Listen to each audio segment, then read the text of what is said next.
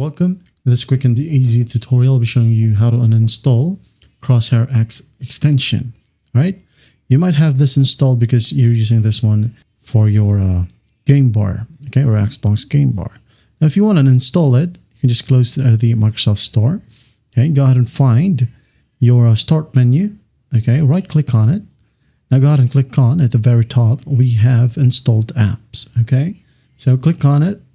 Wait for it to load, and once it loads, go ahead and find the Crosshair X extension.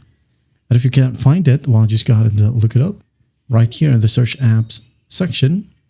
Crosshair X extension. So click on 3 dots, hit on uninstall, uninstall.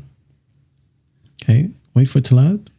And once it loads, you're actually good to go. All right. And if you want to check it out, if it's still there, well, you can go ahead and open up Windows+G. Right here, as you can see, it's gone. Okay. Now, another one. Let's go ahead and open up Crosshair X. When we go ahead over to display modes right here, as you can see, it now says get extension. That is it. I hope this video helps, and I'll see you in the next one.